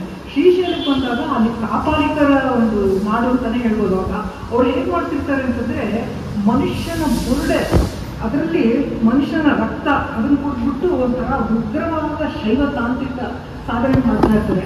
ಇವ್ರು ಹೇಳ್ತಾರೆ, ನೋಡಿ ಇದರೆಲ್ಲ ಸರಿಯಲ್ಲ ಅಂತ ಹೇಳ್ಬಿಟ್ಟು ಅವ್ರನ್ನೆಲ್ಲ ಶುದ್ಧವಾದ ವೈದಿಕ ಧರ್ಮಕ್ಕೆ ಅವ್ರನ್ನ ಕರ್ಕೊಂಡ್ಬಂದು ಅವ್ರನ್ನೆಲ್ಲ ಪರಿವರ್ತನೆ ಮಾಡ್ತಾರೆ.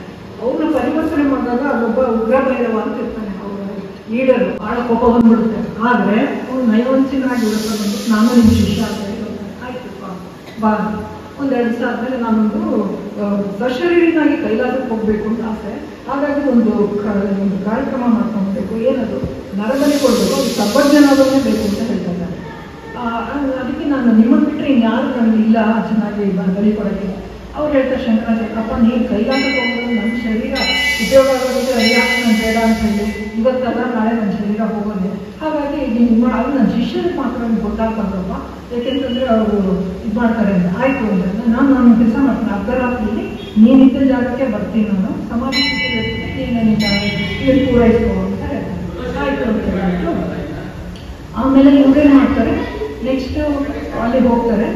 ರಾತ್ರಿ ಯಾರಿಗೂ ಗೊತ್ತಾಗ್ತಂಗೆ ಸನಂದರಿಗೆ ಈ ವಿಶ್ವದಲ್ಲಿ ಗುರುಗಳಿಗೆ ಕಾಣಿಸ್ತಾ ಇದ್ದಲ್ಲ ಅಂತ ಅವರು ನರಸಿಂಹನ ಉಪಾಸಕರವರು. ಅವರು ಒಂದು ಯೋಗ ದೃಷ್ಟಿಯಲ್ಲಿ ಗೊತ್ತಾಗುತ್ತೆ, ಓ ಇವ್ರು ಕಾಪಾಲಿಕನ ಹೋಗಿದ್ದಾರೆ ಅಂದ್ಬಿಟ್ಟು ಇವ್ರು ಅಲ್ಲಿ ಹೋಗ್ತಾರೆ. ಅಲ್ಲಿ ಹೋಗುವಾಗ ಕರೆಕ್ಟ್ ಟೈಮ್ ಒಂದು ಕಡೆ ತ್ರಿಶೂಲ ಈ ಕಡೆ ಕತ್ತಿ ಇಟ್ಕೊಂಡು ಹಿಂಗೆ ನಾವು ಕತ್ತರಿಸ್ಬೇಕು ಅನ್ನೋಷ್ಟಕ್ಕೆ ಇವನಿಗೆ ನರಸಿಂಹನ ಆವಾಹನೆ ಹಾಕ್ಬಿಟ್ಟು ಹಿರಣ್ಯಕಶಿಪುರಿ ಹೇಗೆ ಪ್ರಹ್ಲಾದನ ಇದು ಮಾಡಲ್ಲ, ಕಟಕಟಾನೆ ಹಲ್ಲು ಕಡಿದು ನಖಗಳಿಂದ ಪಿಡಿದು ಒತ್ತಿ ಕರುಳ ಬಗೆದ ಮಾಲೆ ಹಾಕಿ ಕಂದ ಭಕ್ತನಪ್ಪಿಕೊಂಡ ನಾರಸಿಂಹನೆಂಬ ದೇವನು ನಂಬಿದಂತ ನರರಿಗೆಲ್ಲ ವರ್ಗ ಕೊಡುವನು ಅಂತ ಹೇಳ್ತಾರಲ್ಲ, ಆ ರೀತಿ ಅವನು ಬಗೆದು ಬಿಟ್ಟು ರಕ್ತನ ಹಿಂದೆ ಚಿಕ್ಕಿ ಅವನು ಸತ್ತು. ಆಮೇಲೆ ಆವೇಶ ಹೋಗಲ್ಲ ಅಷ್ಟು ಬೇಗ, ನರಸಿಂಹನ ಆವೇಶ ಅಷ್ಟು ಬೇಗ ಹೋಗಲ್ಲ. ಆವೇಶದಲ್ಲಿರ್ತಾರೆ. ಇವರು ಸಮಾಧಿಯಿಂದ ಎಚ್ಚರಿಸ್ಬಿಡ್ತಾರೆ. ಗುರುಗಳು ನೋಡ್ತಾರೆ, ಇಲ್ಲಿ ಸಣ್ಣದವರಿಗೆ ನರಸಿಂಹನ ಇದಾಗುತ್ತೆ. ಅವಾಗ ಅವರೊಂದು ಸುಂದರವಾದ ನರಸಿಂಹ ಸ್ತೋತ್ರ ಮಾಡ್ತಾರೆ. ಆ ಒಂದು ಇದರಿಂದ ಆ ನರಸಿಂಹನ ಆವೇಶವನ್ನು ಕಳೆದ್ಬಿಟ್ಟು ಅವನ್ನ ತಮ್ಮ ಗುಹೆಗೆ ಕರ್ಕೊಂಡು ಹೋಗ್ತಾರೆ. ಹೀಗೆ ಅವರು ಮತ್ತೆ ಇಲ್ಲಿಗೆ ಬರ್ತಾರೆ, ಕೆಳಗೆ ಇಲ್ಲಿ ಗೋಕರ್ಣಕ್ಕೆ ಬರ್ತಾರೆ. ಅಲ್ಲಿ 3 ದಿವಸ ಅದ್ವೈತ ಪ್ರವಚನ ಮಾಡ್ತಾರೆ. ಅಲ್ಲಿಂದ ಕೊಲ್ಲೂರಿಗೆ ಬರ್ತಾರೆ. ಕೊಲ್ಲೂರಿಗೆ ಬಂದರೆ ಅಲ್ಲೇನಾಗುತ್ತೆ, ತಾಯಿ ಬರೀ ಲಿಂಗ ಇರುತ್ತೆ, ಅದು ಅರ್ಧನಾರೀಶ್ವರ ಪೂಜೆ ನಡೀತಾ ಇರುತ್ತೆ. ಅಲ್ಲಿ ತಾಯಿಯ ವಿಗ್ರಹ ಇರಲ್ಲ. ಇವ್ರೇನು ಮಾಡ್ತಾರೆ, ತಾಯಿನ ಪ್ರತ್ಯಕ್ಷವಾಗಿ ನೋಡಿರ್ತಾರೆ ಅಲ್ಲಿ ಕೊಂದೂರಲ್ಲಿ. ಹಾಗಾಗಿ ಆ ವಿಗ್ರಹವನ್ನು ಪ್ರತಿಷ್ಠಾಪನೆ ಮಾಡ್ತಾರೆ ಅಲ್ಲಿ. ಆಮೇಲೆ ಅಲ್ಲಿ ಒಬ್ಬ ಬ್ರಾಹ್ಮಣ ದಂಪತಿಗಳು ಇರ್ತಾರೆ, ಅಲ್ಲಿ ಶ್ರೀಚಕ್ರವನ್ನು ಪ್ರತಿಷ್ಠಾಪನೆ ಮಾಡ್ತಾರೆ. ಒಬ್ಬರು ಬ್ರಾಹ್ಮಣ ದಂಪತಿಗಳು ಅಳ್ತಾ ಇರ್ತಾರೆ. ಯಾಕೆ ಅಂತ ಕೇಳ್ತಾರೆ, ಅವ್ರ ಮಗ ಒಬ್ಬನೇ ಹೋಗ್ಬಿಟ್ಟಿರ್ತಾನೆ. ಅವಾಗ ಇವರು ಕನಿಕರದಿಂದ ಅವರಿಗೆ ಜೀವದಾನ ಮಾಡ್ತಾರೆ. ಆಮೇಲೆ ಅಲ್ಲಿಂದ ಈ ಕಡೆ ಬರ್ತಾ ಇದ್ದಾಗ ಒಬ್ರು ಪ್ರಭಾಕರ ಅಂತ ಒಬ್ಬ ಬ್ರಾಹ್ಮಣ, ಅವ್ರ ಮಗ ಒಬ್ಬ ಇರ್ತಾನೆ. ಅವನು ಹುಟ್ಟಿದಾಗಿಂದ ಮಾತೇ ಆಡಿರಲ್ಲ, ಒಂದು 13 ವರ್ಷ ಆಗಿರುತ್ತೆ. ಅವಾಗ ಗುರುಗಳು ಯಾರೋ ಬಂದಿದ್ದಾರೆ, ಏನಾದರೂ ಪವಾಡ ಮಾಡಿ ಏನೋ ಆಗ್ಬೋದೇನೋ ಅಂದ್ಬಿಟ್ಟು ಅವ್ನು ಮಗನ ಕರ್ಕೊಂಡ್ಬಂದ್ಬಿಟ್ಟು ಶಂಕರಾಚಾರ್ಯ ಪಾದಕ್ಕೆ ಸಾಷ್ಟಾಂಗ ನಮಸ್ಕಾರ ಮಾಡಿಸ್ತಾನೆ. ಆ ಹುಡುಗ ನಮಸ್ಕಾರ ಮಾಡ್ತಾನೆ. ಮಾಡಿದವನು ಎಷ್ಟೊತ್ತಾದರೂ ಎದ್ದೇಳೋದೇ ಇಲ್ಲ. ಆಮೇಲೆ ಶಂಕರಾಚಾರ್ಯರು ಅವ್ರನ್ನ ಎತ್ತಿ ಹಿಡಿತಾರೆ. ಯಾರಪ್ಪ ನೀನು, ಎಲ್ಲಿಂದ ಬಂದೆ, ನೀನು ಯಾಕೆ ಜಗದ ಥರ ಇದೆಯಾ ಅಂತ. ಅವಾಗ ಅವ್ನು ಹೇಳ್ತಾನೆ, ನಾನು ಜಗ ಅಲ್ಲ, ನಾನು ಪರಮಾತ್ಮ ಸ್ವರೂಪವಾದ ಆತ್ಮನೇ ನಾನು ಅಂತ ಹೇಳ್ಬಿಟ್ಟು ಒಂದು ಆತ್ಮಜ್ಞಾನವನ್ನು ಗೋಚಿಸುವಂಥ ಒಂದು 12 ಶ್ಲೋಕಗಳನ್ನು ಸಂಸ್ಕೃತದಲ್ಲಿ ಮಾಡ್ತಾನೆ. ಆಹಾ, ಗುರುಗಳಿಂದ ಇಷ್ಟು ಚೆನ್ನಾಗಿ ಆತ್ಮಜ್ಞಾನ ಬಂದಿದೆಯಲ್ಲ, ನಿಮ್ಮ ಕೈಯಲ್ಲಿ ನೆಲ್ಲಿಕಾಯಿ ಅಂತ ಹೇಳ್ತಾರೆ, ಅಂಗೈಯಲ್ಲಿ ನೆಲ್ಲಿಕಾಯಿ ಹಿಡಿದ್ರೆ ಎಷ್ಟು ಚೆನ್ನಾಗಿ ಪರಮಾತ್ಮ ತತ್ವವನ್ನು ಪ್ರತಿಪಾದಿಸಿದೆಯಲ್ಲ ನೀನು. ಸಂಸ್ಕೃತದಲ್ಲಿ ಹಸ್ತ ಅಂತಂದರೆ ಕೈ, ಆಮಲಕ ಅಂದರೆ ನೆಲ್ಲಿಕಾಯಿ. ಸೊ ಅದಕ್ಕೆ ಅವತ್ತಿಂದ ಅವ್ರು ಬಂದಿರೋ ಶ್ಲೋಕಕ್ಕೆ ಹಸ್ತಾಮಲಕ ಸ್ತೋತ್ರ ಅಂತ ಇದ್ರು. ಅವರಿಗೆ ಹಸ್ತಾಮಲಕಾಚಾರ್ಯ ಅಂತ ಹೇಳ್ಬಿಟ್ಟು ಅವ್ರ ತಂದೆಗೆ ಹೇಳ್ತಾರೆ, ನೋಡಪ್ಪ ಇವ್ರು ನನ್ನ ಹತ್ರನೇ ಇರಿ ನನ್ನ ಶಿಷ್ಯನಾಗಿ ಅಂತ ಹೇಳ್ಬಿಟ್ಟು ಅವನ್ನ ಕರ್ಕೊಂಡು ಹೋಗ್ತಾರೆ. ಸರಿ, ಅದಾದ್ಮೇಲೆ ಶೃಂಗೇರಿಗೆ ಬರ್ತಾರೆ. ಶೃಂಗೇರಿಗೆ ಬಂದಾಗ ಅಲ್ಲಿ ಶಾರದಾ ಪೀಠವನ್ನು ಇದು ಮಾಡಿ ವಿದ್ಯುಕ್ತವಾಗಿ ಪೂಜೆ ಎಲ್ಲ ಆರಂಭಿಸ್ತಾರೆ. ಅದು ಇಲ್ಲಿವರೆಗೂ ಹಾಗೆ ಅನುಷ್ಠಾನವಾಗಿ ನಡ್ಕೊಂಡು ಬರ್ತಾರೆ. ಅಲ್ಲಿ ಇದ್ದಾಗ ಒಬ್ಬ ಹುಡುಗ ಬರ್ತಾನೆ, ತುಂಬ ಮೃದು ಭಾಷೆ, ಸಾಫ್ಟ್. ಅವ್ನು ಬರ್ತಾನೆ. ಬಂದಾಗ ಅವ್ನು ನೋಡಿ ಕಟ್ಟಿ ಒಳ್ಳೆಯ ಏನಪ್ಪ ನೀನು ಗಿರಿ ಅಂತ ನಾನು ವಿಶ್ವಾಸ ಮಾಡ್ಕೊಂಡು ನಾನು ನನ್ನ ಗುರು ಶಿಕ್ಷಣಾಗಿ ಸ್ವೀಕರಿಸಬೇಕು, ಅವನು ಆರೋಗ್ಯ ಗಿರಿ ಅಂತ ಹೇಳ್ತಾರೆ. ಸರಿ, ಅದಾದಮೇಲೆ ಇವರು ಆಟ ಮಾಡ್ತಾ ಇರ್ತಾರೆ. ಒಂದು ದಿವಸ ಭಾಷೆ ಮಾಡ್ತಾ ಇದ್ದಾಗ ಏನಾಗುತ್ತೆ, ಗಿರಿ ಹೊರಗಡೆ ಹೋಗಿರ್ತಾನೆ, ಬಟ್ಟೆ ಒಗ್ಗಕ್ಕೆ ಹೋಗಿರ್ತಾನೆ. ಇಲ್ಲಿ ಬೇರೆ ಶಿಷ್ಯರೆಲ್ಲ ಜೋರಾಗಿ ಪಾಠ ಶುರು ಮಾಡಿ ಕೈ ಮಾಡ್ತಾರೆ. ಇಲ್ಲಪ್ಪ ಗಿರಿ ಬರ್ರಿ. ಅವ್ರು ಹೇಳ್ತಾರೆ, ಗಿರಿ ಬಂದರು ಅಂದರೆ ಬಿಟ್ಟು ಹೋದ್ರೆ ಅವ್ನಿಗೆ ಕಂಬಲ್ಗರ ಅಷ್ಟೇ, ಅವ್ನಿಗೇನು ಗೊತ್ತಾಗಲ್ಲ ಅಂತ ಥರ ಹೇಳ್ಬಿಡ್ತಾರೆ. ಅವ್ರು ಅನ್ಸುತ್ತೆ, ಓಹೋ, ಬಾಕಿ ಶಿಷ್ಯರಿಗೆ ವಿದ್ಯಾಮದ ಬಂದಿದೆ, ಮತ್ತು ಅವರು ಗುರುಭಕ್ತಿ ಎಷ್ಟಿದಾನೆ ಇವ್ರು ತೋರಿಸ್ಬೇಕು ಅಂತ ಹೇಳ್ಬಿಟ್ಟು ಅವ್ರೇನು ಮಾಡ್ತಾರೆ, ತಮ್ಮ ಸಂಕಲ್ಪ ಮಾತ್ರದಿಂದಲೇ ಆ ಗಿರಿಗೆ ಒಂದು ಜ್ಞಾನ, ವೇದಾಂತದ ಜ್ಞಾನ ಉತ್ಸವ ಮಾಡ್ತಾರೆ. ಅವರು ಬಟ್ಟೆ ಹಿಂದಾಡ್ಕೊಂಡು ಒಂದು ಸಂಸ್ಕೃತದ ತೋಟಕ ಛಂದಸ್ಸು ಅಂತ ಇದೆ, ಅದು ಬಹಳ ಕಷ್ಟವಾದ ಛಂದಸ್ಸಿದು. ಆ ಛಂದಸ್ಸಿನಲ್ಲಿ 8 ಶ್ಲೋಕಗಳನ್ನ ಹೇಳ್ಕೊಂಡು ಬರ್ತಾರೆ ಅವರು. ಅದು ಗುರು ಶಂಕರಾಚಾರ್ಯರ ಮೇಲೆ ಹೇಳ್ಕೊಂಡು ಬರ್ತಾರೆ. ರಾಸಭವ ಶಂಕರ ದೇಶಿಕ ಮೇ ಶರಣಂ ಅಂತ ಬರುತ್ತೆ. ಆ ರೀತಿ 8 ಶ್ಲೋಕಗಳನ್ನ ಹೇಳ್ಕೊಂಡು ಬರ್ತಾರೆ. ಬಂದಾಗ ಬೇರೆ ಶಿಷ್ಯರಿಗೆಲ್ಲ ಬಹಳ ಆಶ್ಚರ್ಯ ಆಗ್ಬಿಡುತ್ತೆ. ಇವರು ನಮ್ಮ ಸಮಕ್ಕೆ ಬಂದಲ್ಲ, ಎಷ್ಟು ಚೆನ್ನಾಗಿದ್ದು ಗುರುಕೃಪೆ ಇದೆ, ಏನು ಬೇಕಾಗುತ್ತೆ ಅಂತ ಹೇಳ್ಬಿಟ್ಟು ಮೂಕಂ ಕರೋತಿ ವಾಚಾಲಂ ಪಂಗು ಲಂಘಯತೆ ಕೃಪಾ ತಮಹಂ ವಂದೇ ಪರಮಾನಂದ ಮಾಡುವಂಥದ್ದೆಲ್ಲ ಹರಿಕೃಪೆ ಗುರುಕೃಪೆ ಏನು ಬೇಕಾದರೂ ಸಾಧಿಸ್ಬೋದು ಅಂತ ಪ್ರೂವ್ ಆಗೋಯ್ತು ಅಂತ. ಹಾಗಾಗಿ ಇವನು ತೋಟಕ ಛಂದಸ್ಸಲ್ಲಿ 8 ಶ್ಲೋಕ ಮಾಡುವಂಥ ತೋಟಕಾಷ್ಟಕ ಅಂತ ಇತ್ತು. ಇವನ ಹೆಸರು ತೋಟಕಾಚಾರ್ಯ ಅಂತ ಹೆಸರಿಟ್ಟು ಅವನೊಬ್ಬ ಶಿಷ್ಯ ಆಗ್ತಾನೆ. ಸೊ ಈಗ 4 ಜನ ಶಿಷ್ಯರಿರ್ತಾರೆ ಇವ್ರಿಗೆ.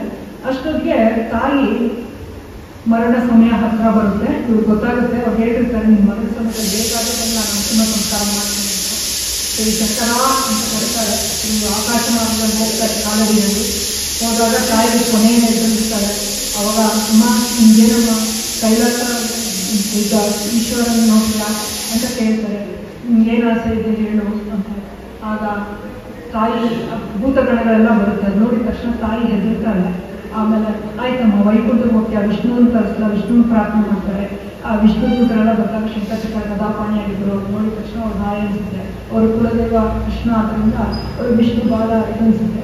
ಅವರು ವಿಷ್ಣು ದೇವರನ್ನ ಇದು ಮಾಡಿ ವೈಕುಂಠಕ್ಕೆ ಹೋಗ್ತಾರೆ. ಒಂದು ವಿಮಾನ ಬರುತ್ತೆ, ಅವ್ರ ತಾಯಿನ ವೈಕುಂಠಕ್ಕೆ ಕಳಿಸ್ತಾರೆ.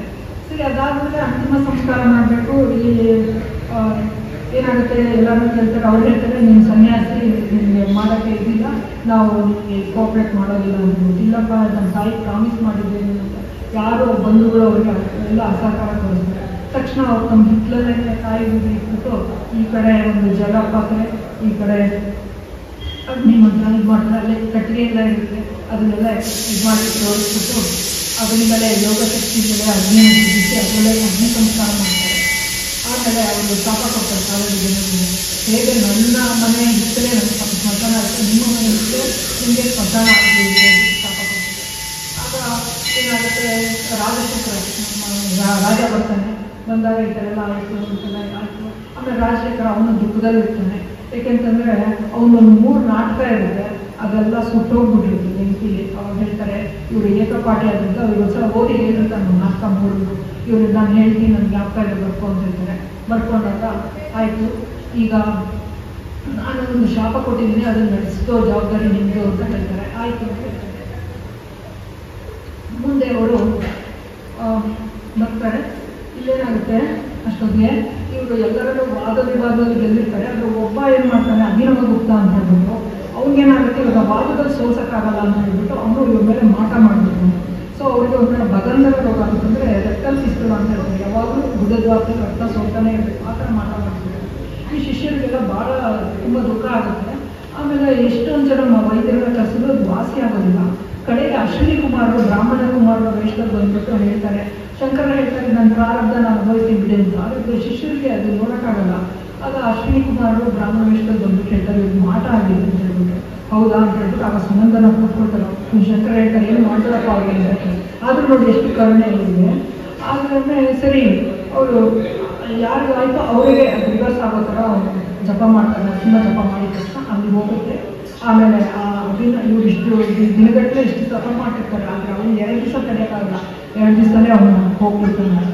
ಆಮೇಲೆ ಅಲ್ಲಿಂದ ಏನಾಗುತ್ತೆ, ಒಂದ್ಸಲ ಹೀಗೆ ಇದ್ದಾಗ ಗೌಡ ಭಗವತ್ಪಾದರು ಅಂದರೆ ಗೋವಿಂದ ಭಗವತ್ಪಾದರ ಗುರುಗಳು ಅವರು ಬರ್ತಾರೆ. ಅವ್ರು ನೋಡಿದ ತಕ್ಷಣ ಇವ್ರಿಗೆ ಗೊತ್ತಾಗುತ್ತೆ.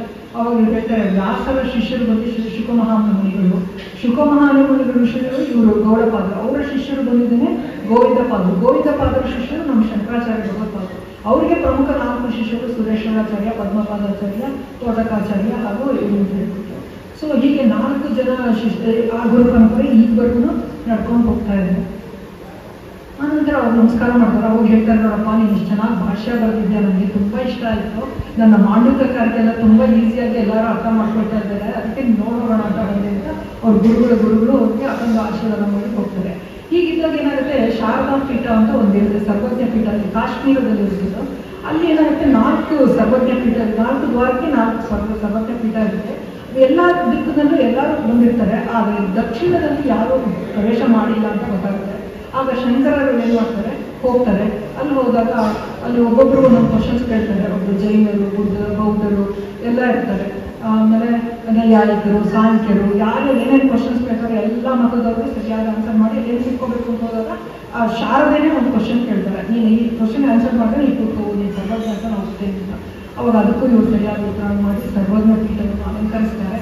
ಸೊ ಆ ರೀತಿ ಆದಮೇಲೆ ನೆಕ್ಸ್ಟ್ ಏನು ಮಾಡ್ತಾರೆ, 4 ಜನ ಶಿಷ್ಯರನ್ನ 4 ವೇದಗಳು, 4 ಉಪನಿಷತ್ತು, ಆಮೇಲೆ ಮಹಾವಾಕ್ಯಗಳು ಆ ರೀತಿ ಸ್ಥಾಪಿಸ್ತಾರೆ. ಇಲ್ಲಿ ಕೆಳಗಡೆ ಶೃಂಗೇರಿದಲ್ಲಿ ದಕ್ಷಿಣ ಯಜುರ್ವೇದ ಪ್ರಾಧಾನ್ಯ ಅಲ್ಲಿ, ಮತ್ತು ಅಲ್ಲಿ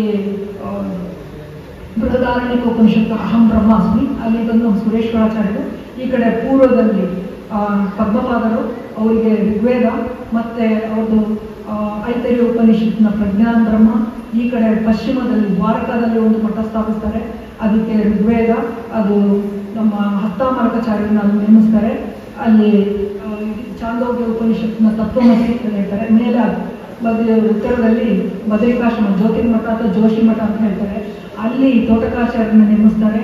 ಅಲ್ಲಿ ಅವರು ಅಥರ್ವಣ ವೇದವನ್ನು ಹೇಳ್ತಾರೆ. ಆಮೇಲೆ ಅಲ್ಲಿ ಇದು ಐಮಾತ್ಮ ಬ್ರಹ್ಮ ಅಂತ ಹೇಳೋದು.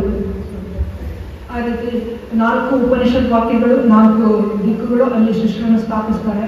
ಅದಾದಮೇಲೆ ಅವರು ಇಲ್ಲಿ ಅವರ ಒಂದು ಗ್ರಂಥಗಳ ಬಗ್ಗೆ ನಾವು ಇದು ಮಾಡ್ಕೊಂತಂದ್ರೆ 3 ಥರ ನಾವು ಅದನ್ನು ವಿಮರ್ಶೆ ಮಾಡ್ಬೋದು.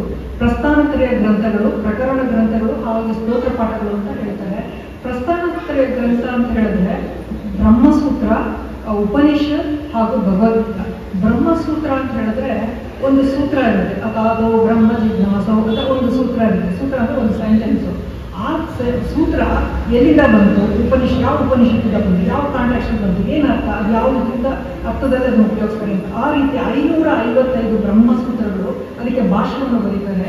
ಅದಾದಮೇಲೆ ಉಪನಿಷತ್ತುಗಳು 108, ಅದರಲ್ಲಿ ಮುಖ್ಯವಾದುದು ಈಶೋಪನಿಷತ್, ಕೇನೋಪನಿಷತ್, ಕಠೋಪನಿಷತ್ತು, ಆಮೇಲೆ ಚಾಂದೋಗ್ಯೋಪನಿಷತ್ತು, ಬೃಹದಾರಣ್ಯಕೋಪನಿಷತ್ತು, ಮತ್ತು ತೈತರಿಯ ಉಪನಿಷತ್ತು, ಮುಂಡಕೋಪನಿಷತ್ತು, ಮಾಂಡೂಕೋಪನಿಷತ್ತು, ಇದೆಲ್ಲ 10 ಅಲ್ಲದೆ ಅವರು ಶ್ವೇತಾಶ್ವತರ ಉಪನಿಷತ್ತು ಹಾಗೂ ಮತ್ತು ನೃಸಿಂಹ ಭಾರತದ ಒಟ್ಟು 12 ಉಪನಿಷತ್ತುಗಳಿಗೆ ಅವರು ಭಾಷೆಯನ್ನು ಬರೀತಾರೆ.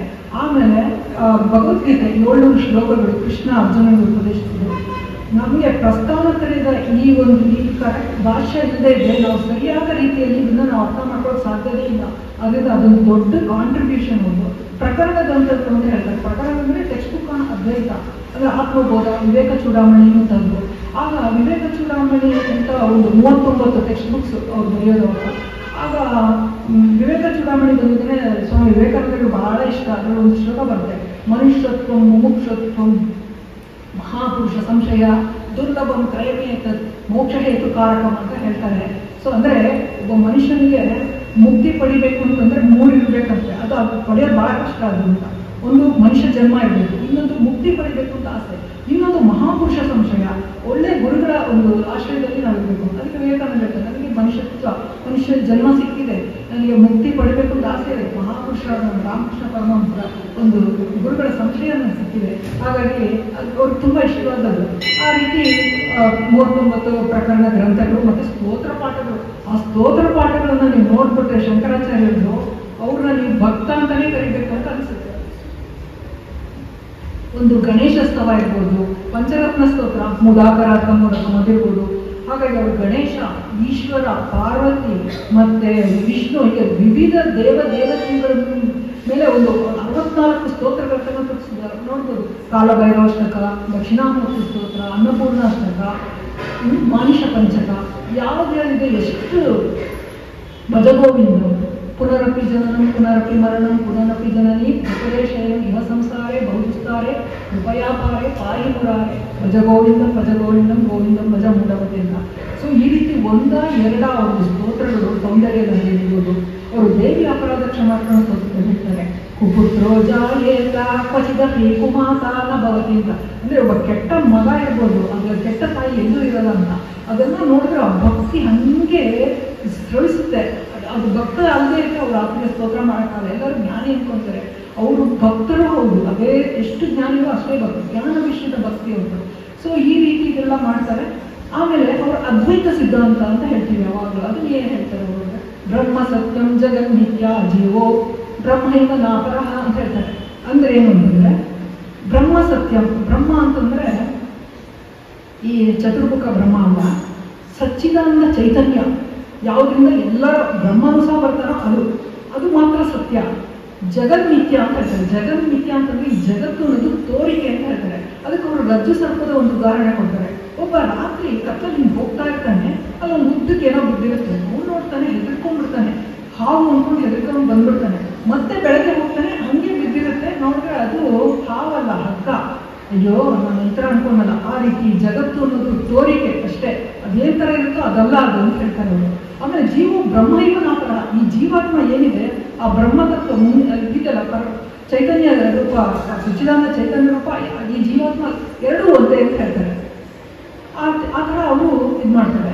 ಸೊ ಇದನ್ನ ಹೇಗೆ ಇದನ್ನ ಎಕ್ಸ್ಪ್ಲೈನ್ ಮಾಡಬೇಕು ಅಂತ ಹೇಳಿದ್ರೆ, ಸ್ವಾಮಿ ವಿವೇಕಾನಂದ ಒಂದ್ಸಲ ಮೆಡ್ರಾಸ್ ಆಗಿಂತ ಈಗಿನ ಚೆನ್ನೈ ಅಂತ ಹೇಳ್ತೀವಿ, ಅಲ್ಲಿ ಹೇಳ್ತಾರೆ ನೋಡಿ, ದ್ವೈತ ವಿಶಿಷ್ಟಾದ್ವೈತ ಅದ್ವೈತ ಒಂದಕ್ಕೊಂದು ಪೂರಕ ಹೊರತು ಮಾರಕ ಅಲ್ಲ, ಅದು ಸ್ಟೆಪ್ಪಿಂಗ್ ಸ್ಟೋನ್ಸ್ ಇದ್ದಂಗೆ. 3 ಇಂಪಾರ್ಟೆಂಟ್. ಫಸ್ಟ್ ನಾವು ದ್ವೈತಿಗಾಗಬೇಕಾದ್ರೆ, ಅದ್ವೈತಿಗಾಗಬೇಕಾದ್ರೆ ಅದ್ವೈತ, ಇದು ವಿಶಿಷ್ಟಾದ್ವೈತಿಗಾಗಬೇಕಾದ್ರೆ ಅದ್ವೈತ ಅನ್ನೋದು ತುಟ್ಟ ತುದಿಯ ಒಂದು ಸ್ಪಿರಿಚುವಲ್ ಇದರಲ್ಲಿ ಇರೋದು ಅಂತ ಹೇಳ್ತಾರೆ.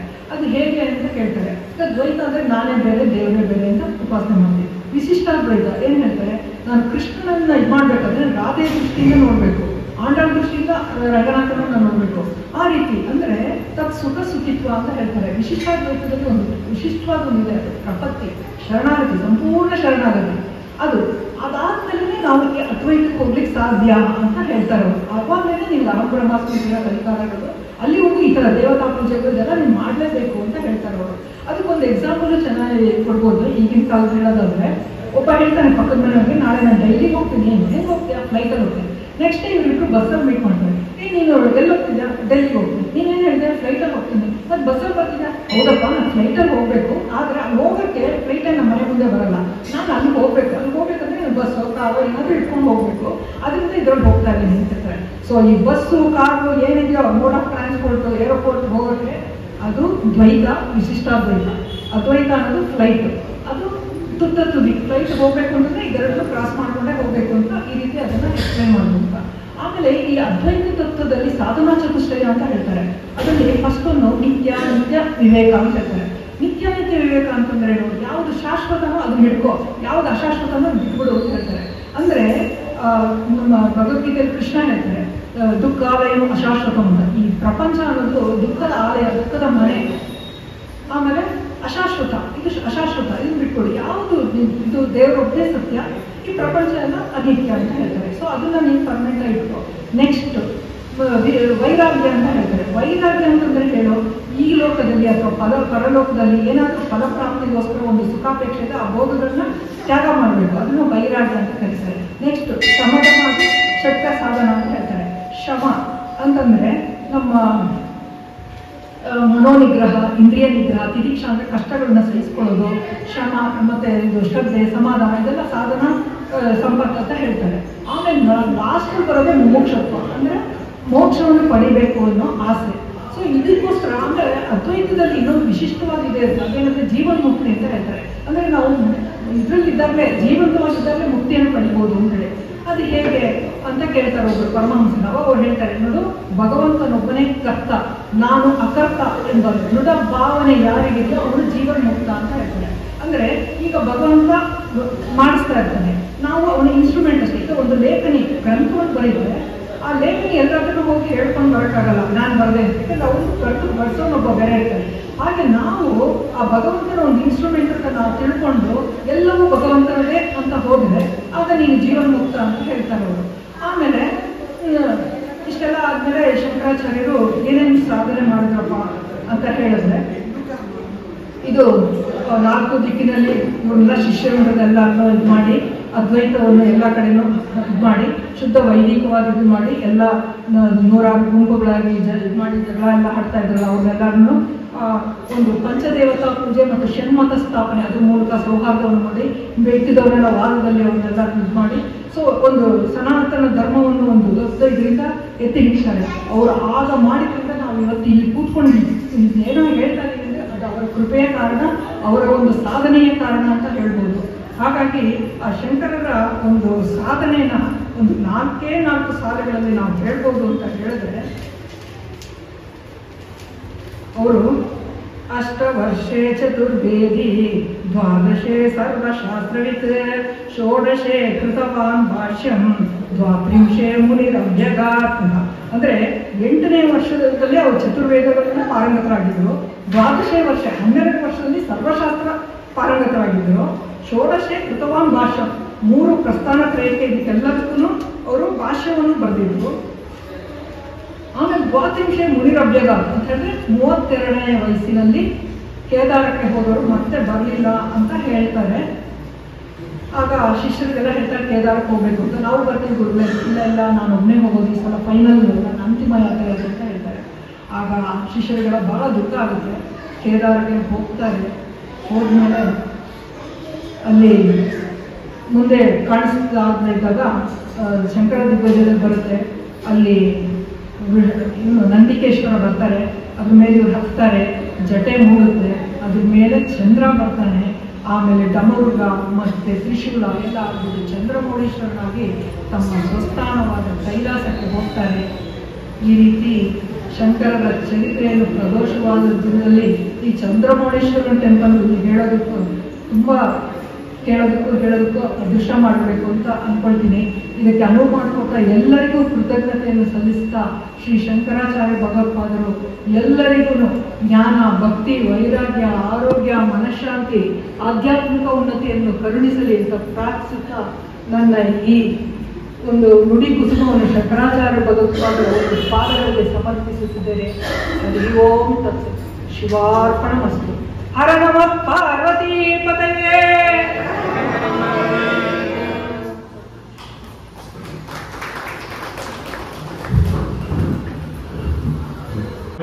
ಅವರ ಒಂದು ಉಪನ್ಯಾಸ ತಮ್ಮೆಲ್ಲರಿಗೂ ತುಂಬ ಅತ್ಯಾಯಮಾನವಾಗಿದೆ ಅಂತ ನಾನು ಭಾವಿಸ್ತಾ ಮತ್ತಷ್ಟು ಮಗದಷ್ಟು ಈ ರೀತಿ ಪ್ರವಚನ ನೀಡ್ತಾ ಇರ್ತಕ್ಕಂಥ ಅವಕಾಶ ಅವರು ದೊರಕಲಿ, ನಾವು ಕೇಳತಕ್ಕಂಥ ಸೌಭಾಗ್ಯ ನಮ್ಮದಾಗಲಿ. ಶ್ರೀ ಚಂದ್ರಮೌಳೇಶ್ವರ ಸ್ವಾಮಿ ಸಾನ್ನಿಧ್ಯದಲ್ಲಿ ಅವರ ಅಂತ್ಯವನ್ನು ಬಹಳ ಅತ್ಯಂತ ಮಾರ್ಮಿಕವಾಗಿ ಹೇಳಿದ್ರು. ಎಲ್ಲಿಂದ ಆರಂಭ ಮಾಡಿ ಎಲ್ಲಿಗೆ ತಂದರು ಅಂತಂದ್ರೆ ನಮಗೆ ನಿಜವಾಗಿ ಇಡೀ ಭಾರತವನ್ನು ಸುತ್ತಾಡಿಸಿದ್ರು. ಕೇದಾರ್ನಾಥ್ ಇರ್ಬೋದು, ನಮ್ಮ ಶೃಂಗೇರಿ ಮಠ ಇರ್ಬೋದು, ಆ ಕಾಶ್ಮೀರದಿಂದ ಎಲ್ಲವನ್ನ ಈ ಕಡೆ